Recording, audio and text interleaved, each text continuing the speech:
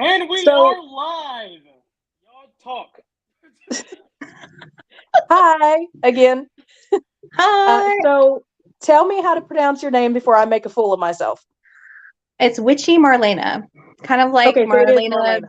from Days of Our Lives, or if you want to go back even further, I was actually named after my aunt who was named after Marlena Dietrich, so another famous actress. So there you go. Okay, I wanted to make sure before I made a fool of myself. Perfectly fine. My name has been botched many a time, so even if you tried it, Mine it has wouldn't have too. been. It's okay. I have a lot of people say, like, they'll say Makala, and I'm like, no, it's Michaela. Oh, ugh. So how's Anyway, everybody doing today? I am I'm great. doing pretty well. I could have always won the lottery, but I could also be worse. I Oh, did win it the other day for like $2, though, so that was nice. hey, winner, chicken dinner at that point. Oh, yeah. Oh, yeah. So, I could get some Michaela, popcorn chicken with that $2. wow. So, Michaela, how about you set us off with questions and all that fun stuff? Oh, yeah. So, okay, I'm going to start off with this because I don't know you and I want to know you. Okay. What kind of stuff do you like? Like, what are you into? Besides, the obvious. The obvious. Okay. Besides the whole witchy stuff that I'm into, I am an avid reader. I love movies and books, hard rock music, both early rock music to now. As long as I can headbang in the car and have my concerts, I'm fine. What else do I like? Besides, I'm a crystal witch, so I have crystals everywhere in my house. I journal, so I have a ton of notebooks are hanging out too. So that's pretty much about it. I'm really kind of chill and not as flamboyant as I should be in this position anyway. That makes sense. I totally get the crystal thing, but I always call them really cool rocks because there's a lot of people, they're like, oh, well, how are they crystals if they're rocks? And I'm like, they're just really cool rocks. Yes. Like, they actually have a purpose. Absolutely. I think my Yeah. favorite one is peacock ore. Do you have a favorite? I do. I have peacock ore, but my favorite has morphed. It started off with Christochola because I had a blocked throat chakra, and now I am very drawn to obsidian, all types of obsidian. So mainly rainbow obsidian, but black obsidian is my favorite. I didn't even know rainbow obsidian was a thing. It's a hue of black obsidian. Like if you put it in the light and you kind of move it, it becomes like rainbowy. Right. No, that makes sense. So, okay, you're into chakras and things too. Could you explain a little bit of that? Okay. Your body has an energy line from the tip of your head all the way down to the root or the base of your spine. And every part has an energy force. So you have your crown chakra, which is your head. Then you have your third eye, which is right in the middle of your nose. Then you have your throat, your heart, and then you go down here, which is the solar plexus. Then your reproductive organs is your sacral chakra, and then it goes to your root. For me, chakras are how I take the universe energy, let it flow through me, and how it goes back into the ground. I try not to use my energy too much. I've done it enough to where I've hurt myself really bad using just my own energy and not tapping in to the earth's energy. And so when I ground myself, I am literally like a portal to, or like a circle of energy from the earth. So I don't have to use my own. That was a really good explanation. And it's kind of going into what I'm about to ask. Okay.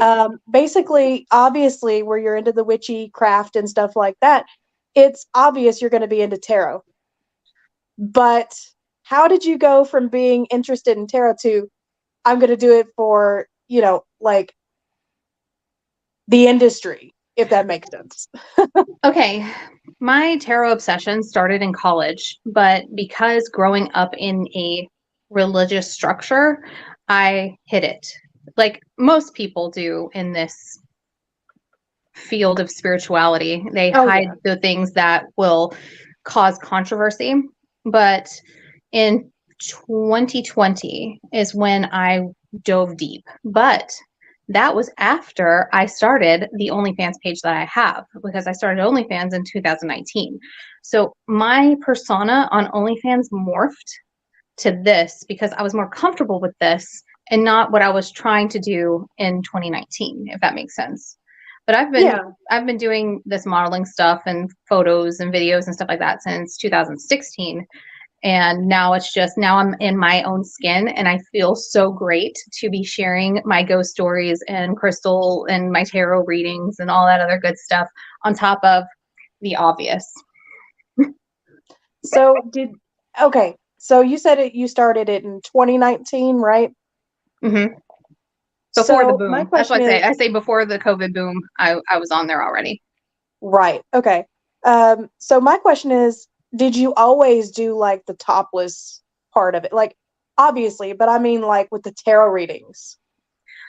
It was something that I was like, okay, how do I do this not just for social media, like your Twitter, YouTube, that sort of thing? How do I morph the same segment into a more risque, not sufficient for work kind of deal? And I was like, I'll just do one version like this, and then one version I'll just start stripping out of it and keep on talking. And it's just been how I do my segments since I pretty much started the whole Tarot Tuesday bit. And I was like, oh, okay, well, if this is getting a little bit of attention on my OnlyFans page, then why not just do all the rest of the segments like that? So that's how that kind of morphed. I know that I have really fun things to say, but my tits are good too. So why not show both? Why not advertise a little? Absolutely. And ironically, that is a sexual world record. Like doing tarot card readings in the nude is an actual sexual world record. And I found that out because we also do stuff with the sexual world records people. Uh-huh. And he said that that's actually a world record. I mean, if she wants to do it in the nude, let me know and we can work that out. and I do I'll also provide that as a service, and I've had lots of people get full tarot readings from me completely naked, doing a live. I'm interacting. It's almost like I don't really realize it because it's almost like a nudist colony. You don't really realize what you're doing because you're so in depth into something else that being naked is just kind of like a second part of that. So I was about to say, like, are there any anxieties that come up with that? Like, did you have anxiety at first, or was it just kind of natural for you? When I started this a long time ago, I was a lot heavier than I am now, and I started doing this as an experiment because my cameraman, aka my husband, said, you know what? Let's just take pictures of you, and I want to show you that other people find you attractive, not just me. I was like, okay, because I was really down on myself. I had really bad self-confidence, and it started to snowball. And granted, I have the trolls. I really do. I have haters everywhere. Name a stream, name a social media site, and I have a hater somewhere, and I don't understand why, but I do. But it started to build my confidence, and I was starting to see other women go, "Oh, Marlena, I'm so glad that you do what you do because it's making me more comfortable in my own skin." And that was the turning point from where I was like, "Oh, it's for me. No, no, no. Now it's for everyone else." And with me showing that extra confidence, it's showing other people that might not be the Instagram models or the younger generation, because I'm not young by any means. I'm almost 40. So this is something that the people that I associate with can be. Can you speak to ghosts? Ooh, that's a good question. I'll come back to that. But it's one of those things where I'm trying to be more inclusive to not just one type of body or one type of person. And that is something that I pride myself with. Okay, so that question that just came up in the chat, I do want that to be answered, but I want it to be answered like, do you think like a medium standpoint, or is it more like you just see ghosts like I see dead people? Okay, I'm not a medium. I'm not a psychic. Okay. I don't claim to be. I do feel energy. I feel emotions, and I feel shifts in environments. So when I'm in a haunted house or someplace that could be haunted, I get drawn to certain places, either by the energy that or the sparks. Like I feel tingles all over me. I don't see anything, but it's almost like I encompass what almost happened. I went for my first ghost hunt in San Antonio, Texas, with a wonderful group called Midnight Paranormal Society, and they invited me over.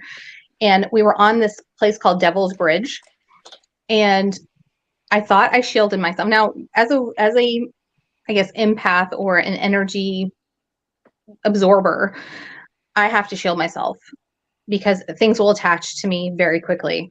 And I didn't shield very properly. And I felt like I needed to jump off the bridge.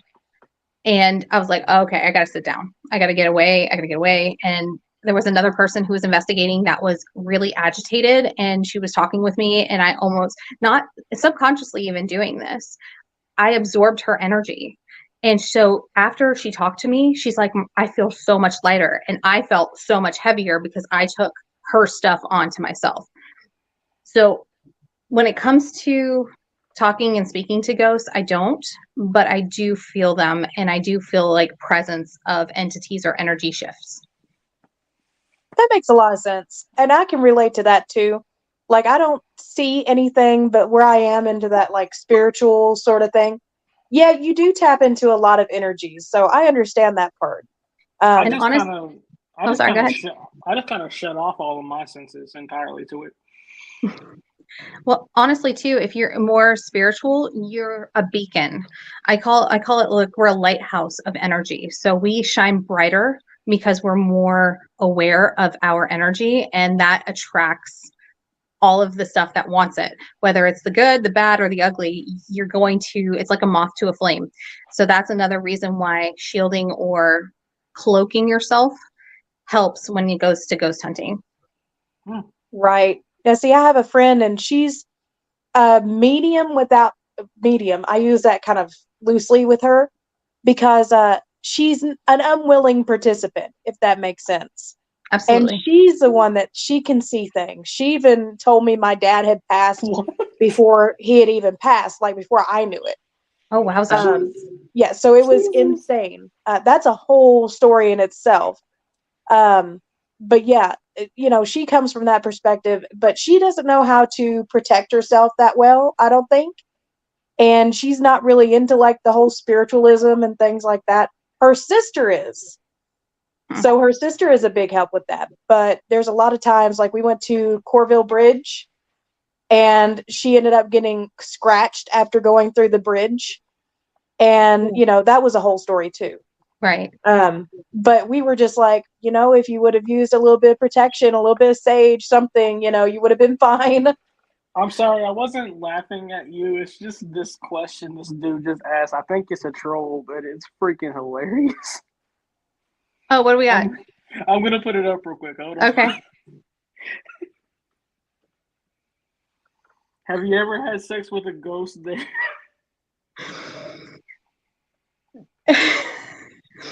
No. That's a good one. I knew That's it a was good going to one. come. That is a very good question. It's not like scary movie 2 where, what is it, Tori Spelling's character gets screwed by the captain of the ghost or whatever. No.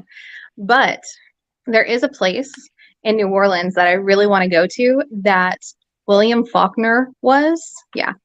And he likes to touch up on people, especially women. So I'm telling you, ghosts could do it, but personally, no, I haven't had anybody like feel me up or like brush on me or do anything like that. So no, I'm sorry, no. I was about to say, I've seen. Have you, Michaela? No, look, I've seen episodes of, I think it's called Cursed. And there have been at least 3 episodes I've watched where women have claimed that like ghosts have like sexually assaulted them. And I'm just over here like, look, man, I don't think so. It's like if you're on they claim that they're cursed with these sexualized ghosts, and I'm just like, I don't think that's the way it works. I think that's just a really horny ghost. I can see that going down. Oh wow, that just It, kind of it's caught me off wild. guard. Hey, but that honestly, that's an interesting question, and there have been claims, like you said, of people being touched or assaulted or felt up or whatever. But no, and that is not Right. something that I have experienced. And Well, that's a good thing. Yeah. I, We I don't would want any assume. butt pinching from a ghost. I would assume. They're not paying customers. right there we go. That's why I got to tell everybody. I'm like, hey, we have to They're have an not paying, exchange. they're stealing. Would that be covered under like the merchant law? Like there's a merchant law where like if they think that you're stealing, they can like detain you. So it's like where ghosts are energy, if they try to feel you up, can you detain them? I think you can banish them, but or put them in a box. Okay, so There's just get them yeah, for but so I trespassing. guess you could detain them, but I don't know if they would stay there or if you'd have to watch it until Oh, it popped open. So Okay, that's so I've got to ask you this now that I know you're into this stuff, like really into this stuff. What is your favorite urban legend? ooh, okay. Urban legends. I've I have a segment called Ghost Adventures, and I talk about a lot of haunted places. And my favorite haunted place or urban legend that was attached to it, there was I believe it was a park in Minnesota that has this tree that has two different stories on why it's haunted. First story was that a like it was a lover's lane at one point, and there was a couple that got into an altercation, and the boyfriend killed the girlfriend and dumped her body near the tree and left. And there was another story about how this tree was part of a lynching mob and a person was hung from the tree. Now, both are claimed to be named Molly. So that again, there's no definite proof. So that's one of my favorite urban legends. Is who was it, or is it was it both of them? And now they're just one entity as Molly. So what's yours, Michaela? I think it would have to be the stairs that lead nowhere that you could find in like the woods. And they're supposed to take you to like a parallel dimension or something. or a portal, isn't it a portal? Yeah, Yeah. yeah. I love those types of stories, like where these dystopian sort of places that it takes you to, and it's like you can't come back. Or the pianos that if you play them, you have to basically you're on like a loop, and I think those are kind of cool. Even though I've I never thought seen a piano out in the middle of nowhere or anything, I think it's really cool. I thought you were going to talk about the stairs that lead to nowhere at Bob Mackey's music hall here. Ooh. Hmm. No, and then I know there's one that's local. You'll have to forgive my dog; he's an idiot. But no, I always call it. It's gonna sound bad, but I call him the gas station crackhead. Okay, so yeah, he's just a And he little looks guy. He's a Chihuahua. Oh and he yeah, I looks have a like one Pomeranian, too. so I Yep, totally understand. yep. But the local legend that we have here, actually in Louisville, or Louisville, whichever one you want to No, pronounce it as. no, it's Louisville. I know I how was to about pronounce to it say it's correctly. Louisville. Uh, but Goat Man is one. It's sort of like the New Jersey Devil, but it's Goat Man. It's Goat Man. Oh, Yeah, I and love. I think that's kind of weird. He was supposed to have I've been born from like a woman that had sex with, demons or something. I never heard of So he that was one. supposed to be like the Antichrist. What's that one about? I never heard of it. Hmm. Well, see, it's like I said, it's about this woman, and she had had a baby because Satan had basically had sex with her. So she was supposed to Okay. bear the Antichrist or something. And then Goat Man comes out, and he's not like evil, but like if you're a bad person, supposedly he will attack you. And he has this one bridge that he kind Hmm. of protects. So it's Oh, sort of like Mothman yeah, meets I love Jersey Mothman. Devil. Yeah, Mothman is wild, man. Hmm. West Virginia absolutely embellish they engulf themselves in the Mothman legends, and I'm so glad that they do, because that's something that a lot of small towns that have those type of urban legends try to dust it under the rug instead of embracing it and making money off of it. So I say go for it. That's awesome. Exactly. You know, it's that tourism money. It's Oh like yeah, Florida. I get it. Like Florida. Wow. No, I'm just saying. I mean, all the stuff with Florida that you hear, like Florida Man and stuff, you hear Mothman. Right. Also true. Oh yeah. Uh, And so plus, West Virginia has Fallout and stuff too. So I mean, hey, they gotta promote that. I mean, you just can't have that. Even in the video games for Fallout, they have Mothman statues. So There you I go. love that. seriously? I never knew Yes, that. like I never knew Fallout that. 76, the online one, you Mhm. can visit a place. It's got like a Mothman museum and everything. That's Wow. And I'm insane. like, oh my God, I love it. All It right. even has So like the giant statue. And that is one of their pinnacle places. Like if that is in the center of their town, is that big statue. It's like over 6 feet. It's beautiful. So here's my next question. What would be your dream place to visit? Oh, what continent are we talking? Are we just talking Any like of the them. US or like anywhere? Any of them. If you could pick one place that would be like all expenses paid and you could go visit, where would you go? Like haunted places. Haunted place. Ooh, I run into that problem too, don't worry. yeah. That's it's funny because I've talked about so many. I do want to. Isn't there a haunted Disney area? It was like an old water park. It was like the first Yeah. water park in Disney that had like two boys died in the off the slide or something like that. And in the 80s they I've closed it heard of down. that. I'm a big Disney freak, so I would probably want to go there just to kind of check it out. I also kind of like the haunted amusement park carnival thing. I know that that's kind of creepy, but that's pretty good. When it comes to houses, Winchester House, I love that story of building a house with, like you said, stairs to nowhere, doors that don't open, windows that are just random, and you don't know where the hell you're going. And there's secret doors and all that stuff. So yeah, the Winchester House would probably be like a house that I would love to explore. That's cool. What about you, See, Michaela? I didn't get into the Winchester House so much, but it does remind me of that painting with, I don't know if you've seen it, but most people have. The painting with the stairs that go kind of everywhere, Mhm. and then they have doors. It kind of reminds me of that. So that is an interesting aspect of it, but it's not enough that I would want to visit. Honestly, my favorite place has been Waverly Hills, and that's Now, over in Louisville too. yeah, the sanatorium. Yeah, Yep.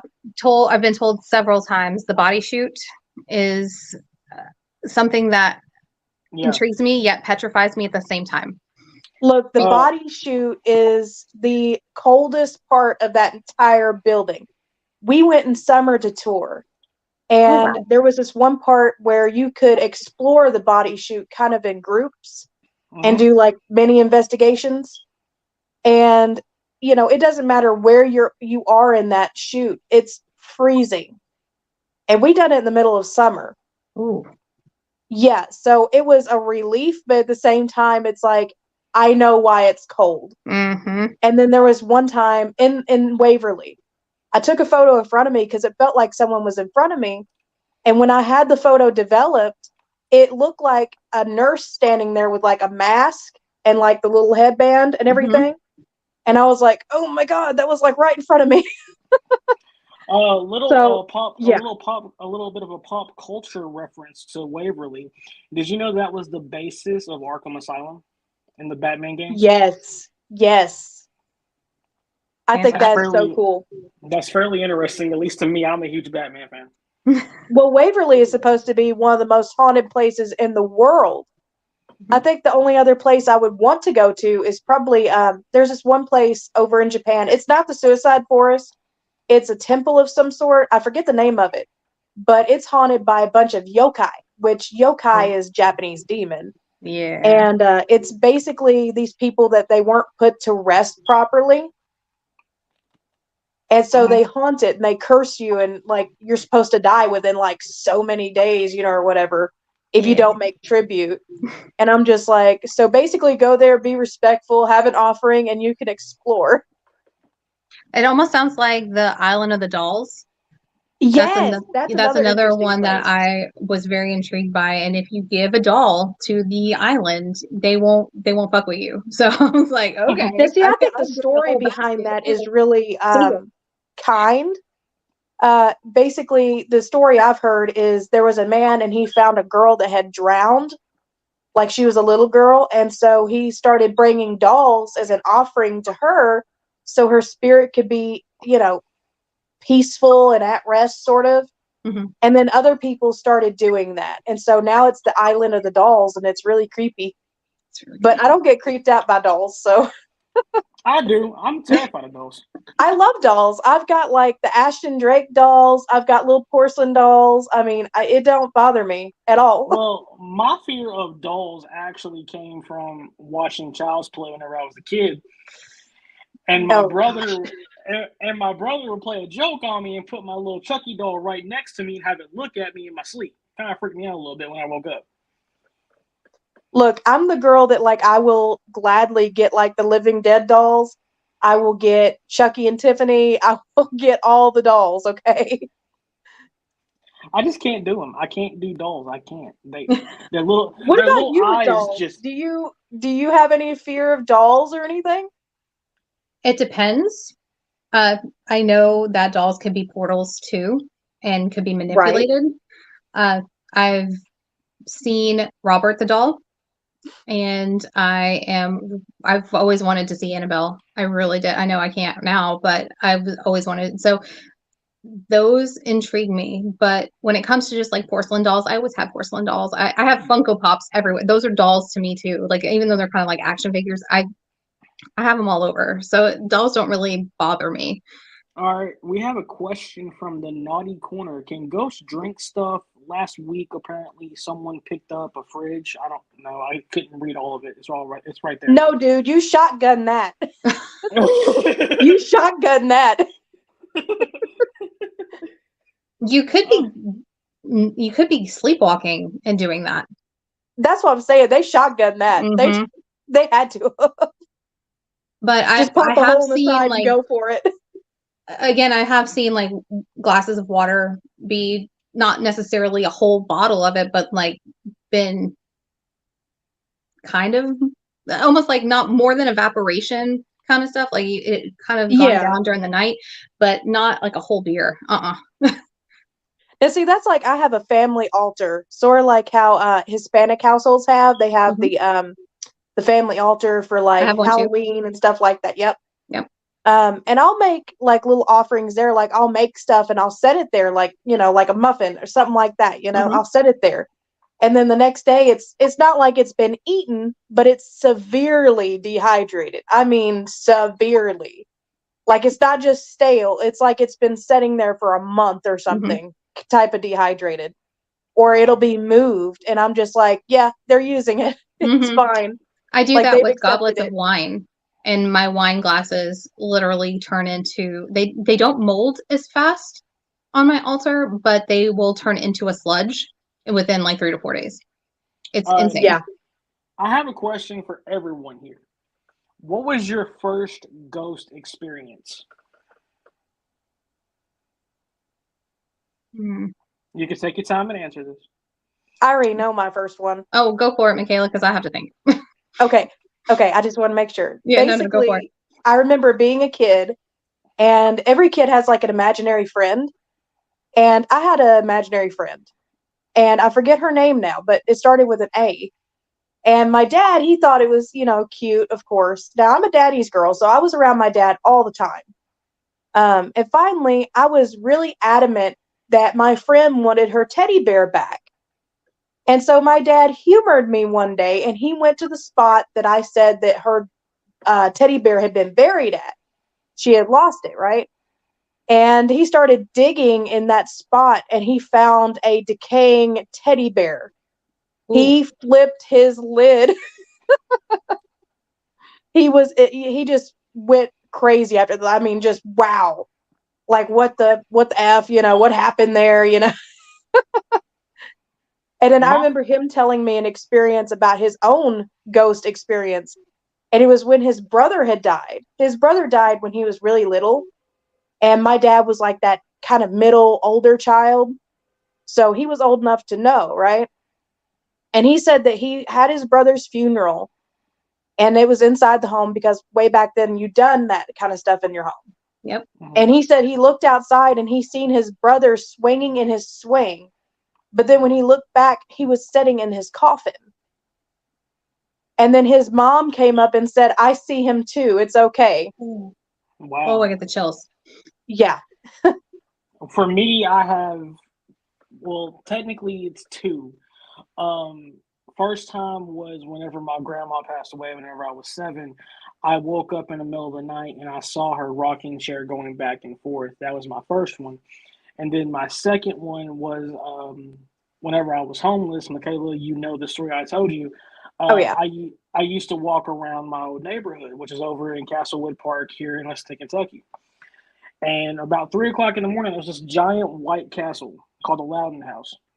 Now, before Castlewood was a public park, it was private property owned by a family. Around 3 o'clock in the morning, on the second floor of the White Castle, you can see someone running down the stairs, and that's all you see. It was just kind of weird.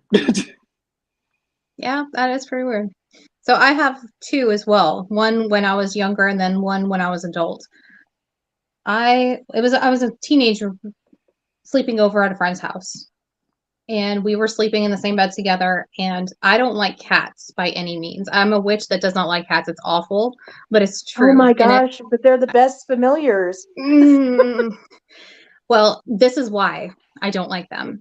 Because it was one of those things where I was sleeping, I heard something whisper to me.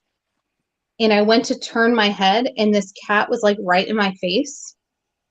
And I'm like, holy shit. Like I was like, okay. And I was trying to like shoo it away, and it would come back to me. And every time I would fall asleep, I would hear something else. Like, who are you? Where did you come from? Like they were trying to ask me questions, and I'm literally thinking it's the cat talking to me, and I'm like tripping out. I was like, okay, we're done. We're done with this. I can't do cats. Nope. Okay, I kind of get that. Yeah, because like it was almost like you said, a familiar was talking to me, wondering who the fuck I was in this house wasn't mine. And I'm like, okay, all right. Apparently, I'm not welcome here. Let me bust out for real. The second one has something to do with a relative passing. My brother passed away 10 years ago next month, and we were on vacation visiting my grandparents, and my phone was on silent, like not even vibrate, silent, whatever. When he passed, my phone rang so loud at 11 o'clock at night that all of us in the room woke up. And I looked at my phone and I saw that it was still on silent. So if something were to happen to create the energy to make my phone loudly ring, with my sister sobbing on the other side.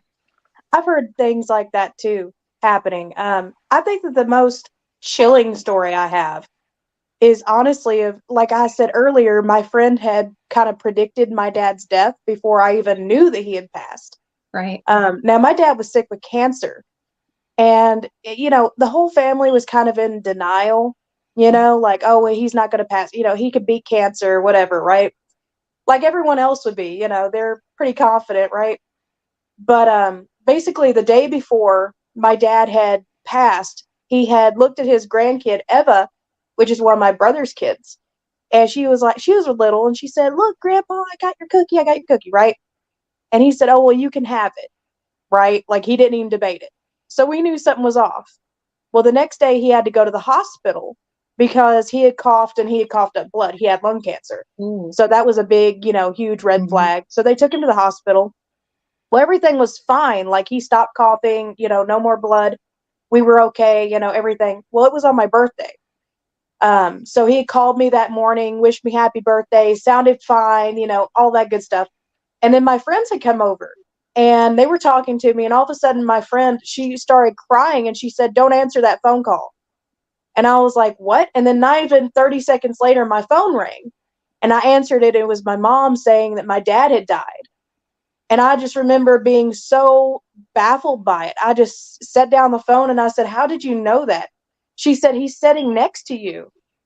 And she described him to a T, and she had never seen any photo of him. Oh, wow. yeah. And I was just like, okay, she's legit. She means this, you know? That's how I knew she could actually see these people. And then not even, you know, I don't know how you feel about ghosts in dreams or anything. I guess that's going to be the next question I'm going to ask. But for me, I believe in ghosts visiting you in dreams because a few days after we had his funeral, you know, where I'm a daddy's girl, I was absolutely distraught. Like, just, you know, this could get no worse, right? Mm-hmm. And you'll have to excuse me. My dog is trying to get under the blanket. But basically, a few days after we had his funeral, I was so depressed. But I went to sleep and I had a dream that he was sitting at my kitchen table and he said, "Let's have a cup of coffee together." He said, "Because I want to talk to you." And so he sat me down there and we were drinking coffee and he said, "I want to let you know I'm okay." He was like, "I'm fine." He's like, "There's nothing wrong anymore." He's like, "I'm not sick. I'm not worried about anything." He said, "I'm fine." He said, "You don't have to worry about me anymore." And he's like, and he just, you know, we just started talking. And then before I knew it, I woke up and I felt so much better. Yeah, I agree. That's really About cool, actually. So you do believe in ghosts and dreams. Have you ever had any experience like that? I've had my great grandmother come to me, and she comes to me almost like around my birthday and around hers. And it's like almost every 6 months because her birthday was Christmas and mine is the end of June. And so she'll come, and her house was always like the most welcoming house I've ever sat. And like you said, you sat at a table. We sat in the living room. That was like, she had a big dining room table that we ate with, but when we all hung out, we hung out in her living room. And the crazy thing is, she had a creepy painting of her mom on the wall, and I was like, ugh, it tripped me out. But she was just we called her the saint because she was so calm. She had a very good demeanor, and when she sits and talks with me, she just it's like I was a kid again. It's almost like you were kind of regressed to that moment when you were Yeah. actually talking with her, and I was a kid, and she was talking about my Holly Hobby doll that she got me for Christmas, or like it would be almost like that whole replay. You know how ghosts kind of have, like, they go through a consistent thing over and over again if they are in unrest. So it was almost like every time I see her, we're doing that same thing. So have you My ever brother had has like come. a startling dream like that? Mm, I no, I have. I have heard of one because my daughter had it. A friend of ours, about a year or so ago, committed suicide, and my daughter came to me and said, "I had a dream about her." I was like, "What did you dream?" She's like, "We were in a forest, and you and Daddy were hung, like, chained to a tree." She's like, "Do you remember Thor Ragnarok? How Thor at the beginning was in all those chains just spinning?" Well, that's what we were. And my daughter was trying to get to us, and the image of this woman, Amy, was coming to her and was saying, "You'll get away. You're not supposed to be here. Get away." And she's like, "But that's my parents. I need to get to them." And she was trying to get through, and it was almost like we were in a bubble to where she couldn't penetrate us to get to us. And it freaked her the fuck out. Like, it was bad, to the point where I called my medium, because my kiddo can astro project frequently, and she doesn't know she's doing it. My brother is her guide, and I know this through my medium. My brother keeps her safe and brings her home every night. And I talked to her, and like, "Hey, listen, this happened." And she's like, "Yeah, she did that because she's angry at you." I'm like, "I know she's angry at me." And I'm like, "But she shouldn't have attacked my kid." Right. That pissed me off even to another level. And she's like, later on, about a month after she passed, my medium came and called me again and said, "Listen, she is very apologetic for the things she's done in this lifetime, including what she did to your kid." And I'm like, okay, that, okay, I'm glad she's sorry about it. I don't like, what does that have to do with me now? And she's like, well, she's learning a lesson on the other side. I was like, okay, good. I'm glad. I hope she adheres to that lesson, because you don't mess with my kids. You don't. Right. And that was one of the 2 situations that my daughter was being attacked in her sleep. Now, see, I know my daughter came up, like, okay, with mine, like, I have a dream story, which is a little graphic, so I'm not going to go into it, but it was about my sister that had gotten murdered. And she had come up and she had basically, said, "Oh, I'm so sorry. I'm so sorry. Are we okay?" Because me and my sister had a strained relationship, but it was a very startling dream. And I woke up and I wasn't scared or anything. But when I woke up, I was just, wow, like, we're cool, like, we're good, you know? But there is an instance with my own daughter that I thought was really neat. The ghost wasn't neat. She wasn't neat at all. But basically, where I'm located, we're located near a river system. Oh. And I know water carries energy all the time. Yep. So in my apartment, I kept having dreams of this woman, this headless woman, basically throwing herself through my door and screaming for help, right? And it was a very startling sort of thing. It was scary. It scared me. And then my daughter, she actually came up and she was like maybe 4 or 5, and she started sleeping in my bedroom all of a sudden. Well, I thought it was just a phase that she was going through. Like every little kid goes through that phase where they want to sleep with mom and dad, right? Mm-hmm. But she came up and I finally asked her, I said, "Why are you sleeping in my room so much?" And she said, "There's a woman in my closet." And she started to describe this woman, and she said she doesn't have a head. Ooh. And she said, and then when she does have a head, she doesn't have a mouth. But she still screams. Ugh. And I was like, yeah, no, we're saging this whole fucking house. We're saging everything. Yes, ma'am. Get that shit out. Yes. And I was just like, look, I was like, I don't mind helping, these spirits or whatever, but you ain't gonna come to my kid that way. It's like, you get the fuck out. Yep. It's a mama bear mentality. I totally understand that. So absolutely. Yeah, I'm So, sorry. Mike, do you have anything? I'm sorry. Something's wrong. Like I feel weird for some reason all of a sudden. But anyway, what drew you to doing OnlyFans, and was you nervous in the beginning of it? Okay, back to OF. In 2018, 2019, I was using Facebook as a covert way of selling my content. Kind of, if this makes sense. What would happen is I would play games. So like, oh, if you have the funniest meme and I laugh the hardest, you'll get a free picture of me. Uh-huh. Okay. A woman won one of my pictures. And in the game's messages, which had a ton of messages because everybody was participating in it, she's like, oh, I have a naked picture of Marlena. Give me $10 and I'll give it to you. Wow. In my freaking messages, mind you. So I was like, bitch. That's a ballsy ass move. God. Ballsy, yes. And I'm like, So that was like, you know what?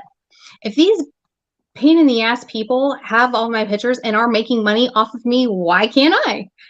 You know what I mean? So I was like, okay. No. So then I was looking for platforms, and OnlyFans was very new, and it wasn't like it was getting mainstream. It wasn't really new. I think they started it in like 2007 or something like that. But at that time, people were starting to talk about it. It started to become like popular. And so I was like, I wanted something a little more established because there was a lot of startup places, and I knew in my head I wasn't a porn star, so Pornhub and that sort of stuff was kind of out the door. I wanted to be more of this body positive model, and kind of the sexy stuff was kind of secondary to it. So I was like, let's just do this OnlyFans thing, see how it works, see if we get any bites. And unfortunately, it takes a lot of work. It really, and this is my like side hustle. I have a regular 9 to 5 job. My husband has a 9 to 5 job. So this is something that we do together on the back end. And to grow an OnlyFans account is very hard. It really is. Even though these people come out of nowhere going, oh, I have 150,000 people following me and I make $1 million. Some of that time, those articles, yes, okay, you're a single mom, you look like a model.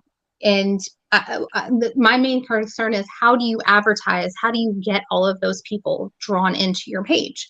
Because honestly, you can't advertise freely on any type of social media except for Twitter. And if you do it on Twitter, you have to hide it in the comments or the DMs or something like that. You can't put it as a public thing. And mainly, a lot of my clients or my fans have come from IG and Instagram, and their community standards hate me. Oh, yeah. Instagram is probably one of the worst. It is. But unfortunately, it's kind of like a necessary evil for me to grow my business. And I've had at least 30 IG accounts from the course of 2016 when I started this journey to now. And it's just, like I said, it makes me very angry to know the haters that I have are gunning for me every time I start something new, because I never get over 50K on any of my IG accounts. And I'm starting to try to veer into trying to bump up my YouTube channel and, have my sexy stories be more of a focus. But I know where the money is, and the money is on my own OnlyFans page. It really is.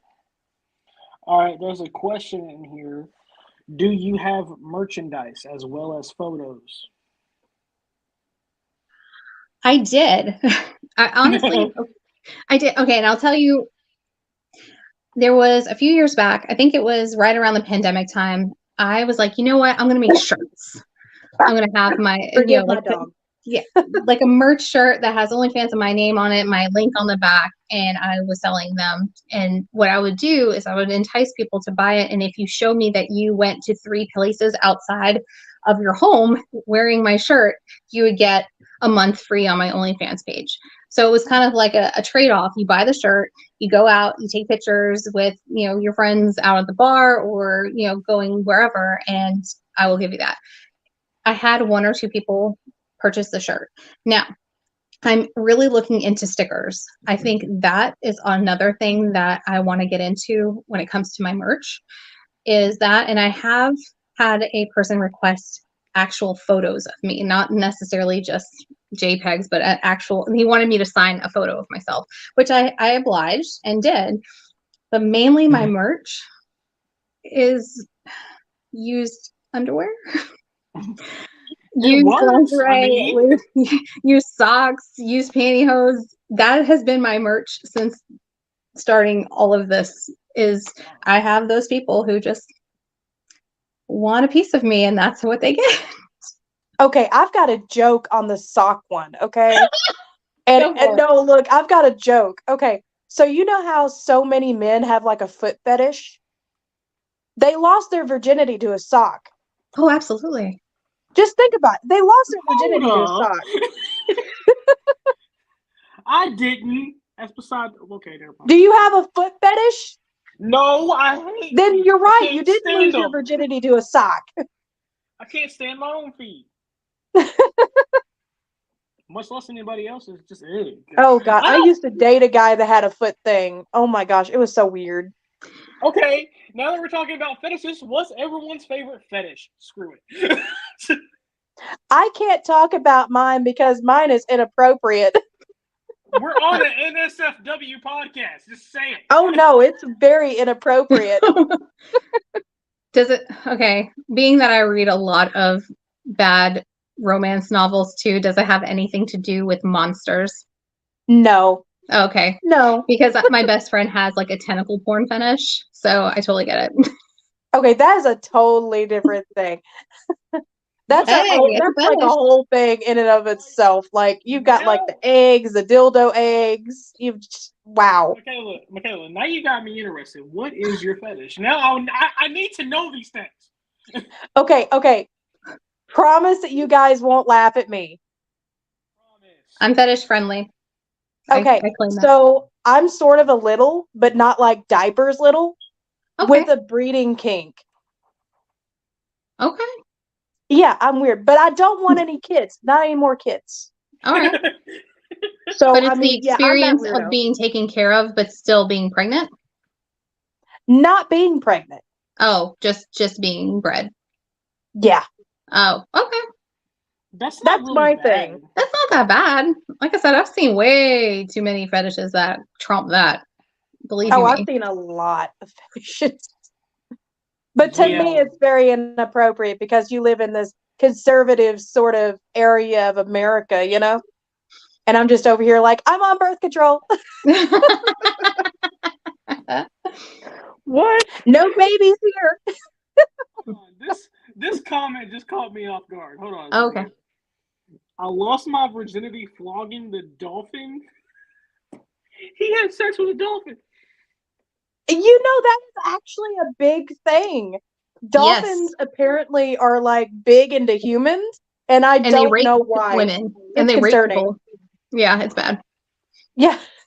All right. Like So, I remember this one story about a trainer that like the dolphin was trying to masturbate with her, and so they had to take her away, and the dolphin went and killed itself. It's insane. Yeah. that's messed up, y'all. Yeah. They should Like, just I've let it seen- keep going. They would have had one more dolphin.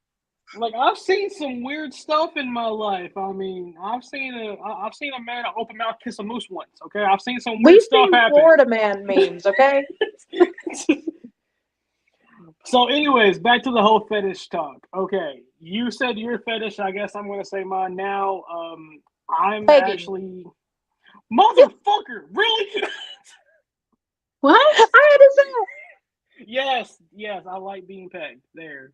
Oh my god. Okay, that's Okay, fine though. But I didn't hear you man, I properly. wouldn't What have did you taken say? it from you. Huh? What's your fetish again? I like being pegged. Oh, okay. So And now then, it's your see, I turn. just kind of took a shot in the dark there, but now I know. Okay, so when it comes to my fetish, I've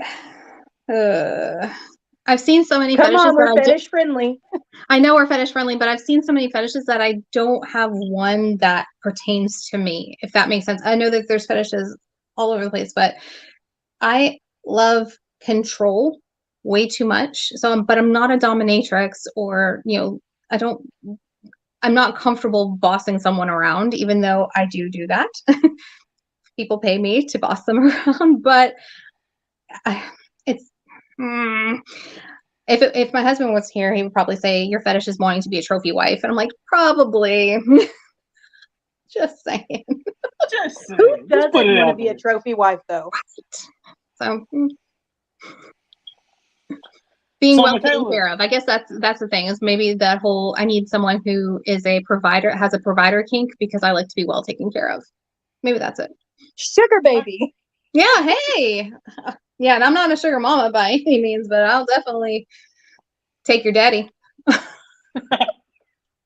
Be your daddy. Just wow, this was a fun conversation. Not gonna lie. see, you It just have opened these my- interesting conversations with people. So, I mean, yeah, that's why I like this podcast. It's just so everywhere and then at the same time nowhere, but it's interesting all at the same time. That's the whole reason why I started podcasting. I enjoy hearing people's stories. Exactly. I mean, everyone's got an interesting story. Like, I talked to you on Facebook for like a month and a half, and you said that you had an interest whenever you were younger in pro wrestling. I did. I would not have known that. I did. My first favorite toy was the thumb wrestlers of Hulk Hogan and Rowdy Piper, and I would fight them on my thumbs. I was about 3 or 4 when I had the thumb wrestlers. That was like the thing I did on Saturday morning. I watched wrestling with my dad. I watched the female wrestlers afterwards. I was just enthralled with wrestling. And then when I got older, in my teenage years, I kind of like had a break about it, and then I went back into it when when The Rock started coming in, and Stone Cold Steve Austin, and Bret Hart, and all of those characters came into play, and I was obsessed. Like, I had Rock posters up on my walls. I read his autobiography in 2 days. 2 days. So yeah, I was like that obsessed, and it's just it. Okay, Morphed. so you were obsessed with The Rock. Are you aware of the lawsuit that The Rock is now involved in? What? Okay, Oh, it's ridiculous. Oh no, it's ridiculous. let me Home tell the story. Depot, Lowe's, all kinds of places are also involved in this. Can I Even tell Chris the story? Benoit. What? He's been passed for so long now. Okay, let me tell the story, okay? This is Mike's area of expertise. Get the sleeves up. Let's tell the story. It's wild. There was this woman in TNA Total Nonstop Action in Orlando. Her name was Raka Khan, was her wrestling name. She quietly went away from wrestling for a while, and now she's coming back with a lawsuit that includes Michael Jordan, Chris Benoit, Waffle House, Kurt Angle, probably this podcast, probably my other podcast. She's basically she's got like a whole list, a laundry list of people. Basically, and so she like a madam. Remember when like that Madam Heidi Fleiss had the freaking book? Yeah. Is this like her version of the wrestling version of this? So basically, the whole crux of this whole thing is that supposedly there's been this giant conspiracy with all these people to get her kids away from her. What she doesn't even have custody of her kids now. Ooh, that's not good. And isn't she like one of the most wanted women in like Texas or something? Yeah. Yeah. See what happens? Yeah, she's like the most wanted woman in Texas. And on top of that, cocaine's a hell of a drug. I'm just saying. No, like the whole thing, what got me is she was trying to say that like Chris Benoit, who's been passed for almost 20 years now, somehow had a conspiracy in trying to kidnap her children. And I think that her oldest was like, what, 4 or 5 right now? Yeah, so Chris Benoit's been gone a hot minute. Yeah, there's no way. Like, is his ghost just coming back to try to kidnap these kids? Chris Benoit committed suicide in 2007. So yeah. And that was way before she even started in TNA. She started in TNA in 2008, 2009. And that's pretty much where I kind of bounced out of wrestling for a minute, is after, was it WCW and WWE, like when it turned into WWE and everything started to split, I was like, okay, I guess it's time to back out. I was a kid when that happened. Now, see, I kind of split from the wrestling thing when they kept throwing in Brock Lesnar. Like, I had watched like a lot of like the Jeff Hardy era, and all that. Oh, I love Jeff and Matt Hardy. Yeah, and I didn't know it at the time because I was younger, but he had like a huge drug problem. And I didn't figure that out until like I was like in my 20s. And then by then I was like, oh, well, I'm going to try to get back into it. And they have Brock Lesnar as like the trope, he's the constant. And now they have Roman Reigns as that, where he's the constant. And I'm just like, I'm tired of this bullshit. It's like, let somebody else get in there. My God. What they're trying to do is, with this new merger with UFC, they're trying to rewrite WWE's history. They're going to have Roman Reigns eclipse Hulk Hogan's reign as champion. That's the idea behind it, honestly. I think the biggest fuck up they had was not giving Seth Rollins some kind of bigger role like how they have Roman Reigns, because he was like the star boy there for a little while. Yeah, so this quickly went from an NSFW podcast to a wrestling podcast. Oh, no, it's definitely still the not safe for work, because this is bullshit that the WWE was doing, okay? And I can say that. I can say it's fucking bullshit. So you were a big fan of The Rock. Did you like any of his movies? Did I like what? Do you like any of his movies that he's been in? Oh, okay. I've watched all of them, and I'm a little sad. about them. I kind of liked him as Hobbs in the Fast and the Furious series, and then the spinoff on that. But I'm not a big actor fan of his. If that's sad. I really is, because he's a wonderful entrepreneur. He's one of those people who motivates. Like, I need him in my gym like yesterday because I need the motivation. Right. But when it comes to his movie selection, I'm kind of like, All right, I got a question from the Naughty Corner. What is the weirdest request you had on OnlyFans so far?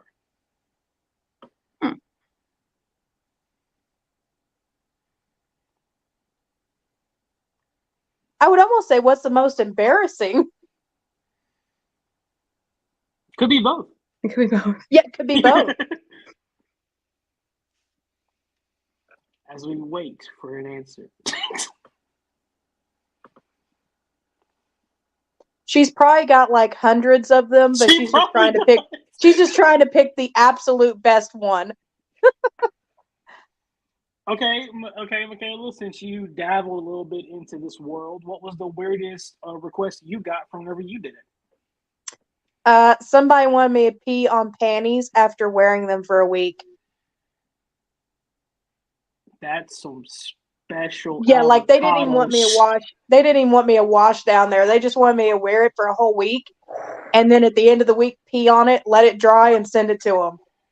Okay. And I was like, what? Like, excuse me, let's back up a minute to where I can't wash my ass. Wait. First of all, I've never done an OnlyFans. And if I did, I would start off naked, see how much money I get to put clothes back on. I don't know. There's men on OnlyFans too, so that might be a fetish somewhere. Stop making fun of my tooth, okay? You could do those micro penis porn things, like where they just. Really? I went there. I'll see myself out. I didn't. Yes. I'm not saying a damn thing. I'll let y'all hash that one out. But oh, don't worry. I kind of poke at it all the time. It's fun. But the funny thing is I've had men come up to me and go, I want to star in OnlyFans videos. How do I get involved? I'm like, honestly, men rule OnlyFans, whether they're content creators or fans. So if you are a single man wanting to get into OnlyFans, you better strap up and do some gay stuff, because that's where your fan base is going to be. That's where it is. No, it's like there's one of the YouTubers that I watch pretty frequently, and he's a man, obviously. His name's Markiplier, and he does OnlyFans, but he's donating all the proceeds to charities. And I'm just like, that's very admirable. But he's also got nudes on there, so I'm just like, kind of tempted. Well, that is something that I do too, is I give to a local rape and suicide prevention center in my area. 10% of my earnings every month goes there. And last year I started at about March, so I didn't have a full year in, but I raised about a little over $2,600 for. Wow. That's amazing. Now, see, that is the good thing that comes from this, because a lot of people are quick to judge. They're like, oh, well, they're just, for lack of a better way to put it, they're just like, oh, these people are sluts, or whatever. But a lot of them, like yourself, they're donating some of this. They're doing it and they're feeding their families. They're donating it. They're paying their house, whatever. They're doing things with it just like you would with a 9-to-5. So I'm just like, why are we condemning these people? Like, for God's sake, people that do this sort of work, they are donating more than people are working their 9-to-5 corporate jobs. I think it gets a bad rep because of the content that they do. I think that's a lot of the issue. At least I think it's called insecurities, and people should get over that. Well, I mean, at least here in Kentucky, you know how it is, Michaela. Oh yeah. If you do something like OnlyFans or whatever, you're looked down on. It's true. I have to hide too. Like you're like if you go to a party and you just talk to someone and you mention OnlyFans, they give you these evil stares. But see, I also don't understand that, because boobs sells everything from burgers to beer to real estate. It's the damn truth.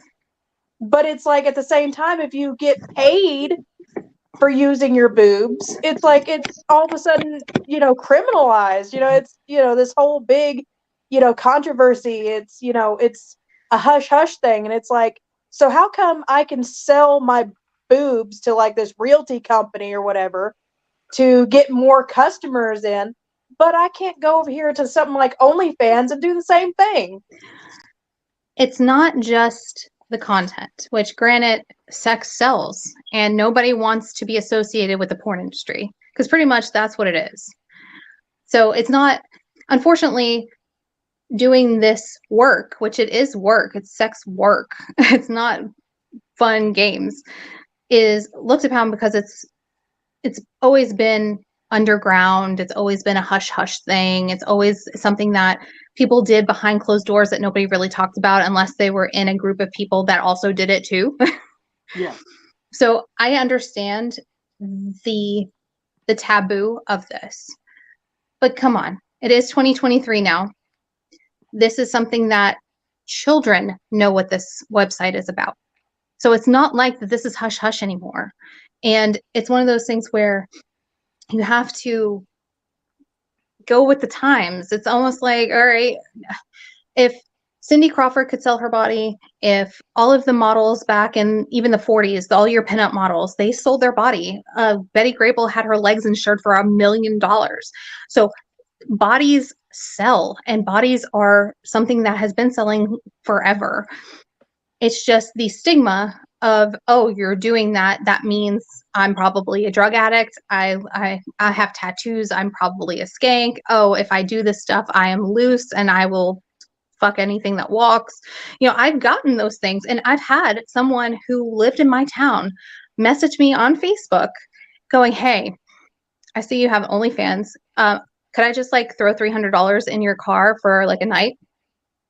Whoa. I'm not a prostitute by any Would you means. ask a lawyer if they could defend you in your speeding ticket case just because you've seen them on, whatever site? Like, oh, I'll just throw this money at you and you protect me against, whatever I'm going to court for. And the thing That's is that I was friends with his wife. And he came at me. No. And his wife has a son that's my kid's age, and that's how I know her. So I was like, throw the whole man out. Just boom, boom. I was like, back the fuck up. No, I don't feel comfortable with this. No. And of course, I tell everybody my fun is always virtual. I have replacement dicks that I use. The real one is the only one I deal with is my husband's. That's it. I've even been called this week a big black cock virgin, which I thought was hilarious. But I was like, okay, whatever.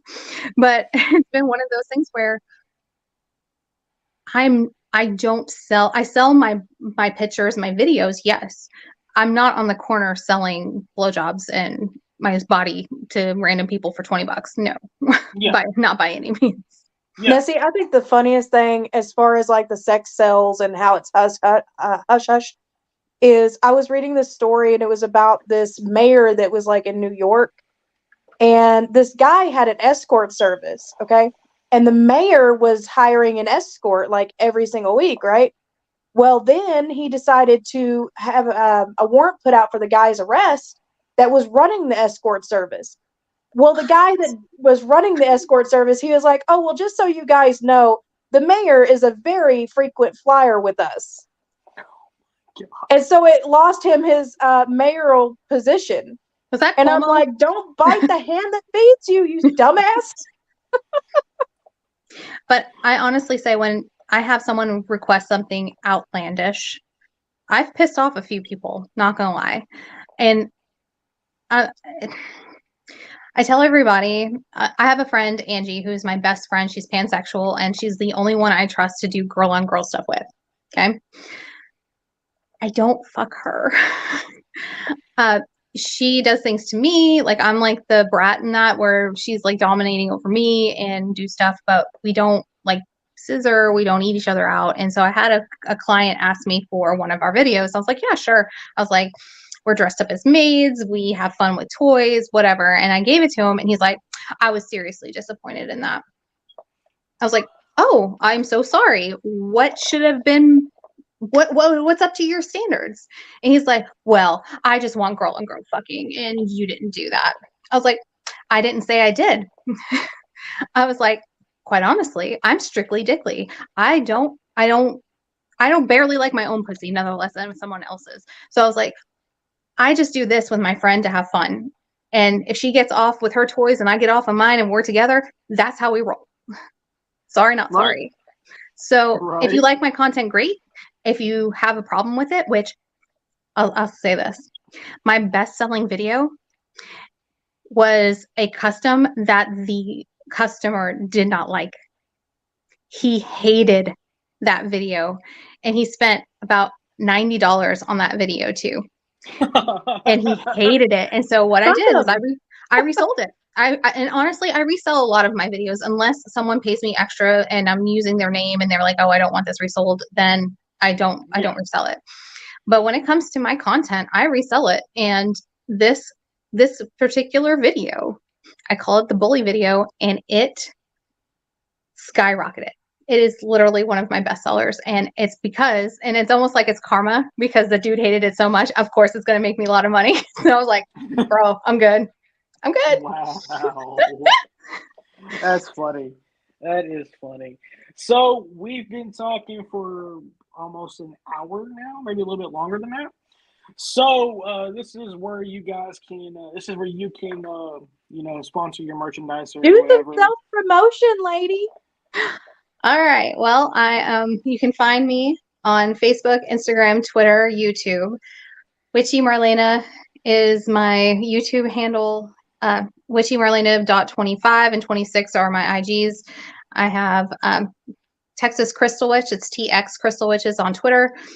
I have my OnlyFans. My VIP one is OnlyFans Witchy_Marlena. And then I have a free page too that is witchy.marlena.free. You can definitely check me out there. And then I bumped up and started a Fansly too. I don't really use it that much, but because some people just can't do the OnlyFans thing, that is another option. It's a little more money to get in a month, but there's no pay-per-views. You can see my content without paying extra for it. So there you go. So that's there. But other than that, that's where I'm at. And probably in everyone else's DMs, you'll find me somewhere. How about that? Whether it's a video, a picture, a link, I'm around. Well, that's been the NSFW podcast. Of course, you can find us anywhere and everywhere as far as Twitter, Instagram, and all that fun stuff. Michaela, where are we at on Instagram and Twitter? We are not safe for the acronym for Not Safe for Work, Lex Podcast at on IG. You can also email us at that same thing. We're not that hard to find. We're basically NSFW Lex or NSFW Podcast on most of the socials. So yeah, it's not that hard to find us. And we do have the big neon sign to let you know that we are doing some weird shit. We're not hard to spot. Oh no. So for Mike and Michaela, and thank you for being on as a guest and everyone in the chats, stay nasty, guys. It's been nice meeting you. Nice meeting you too.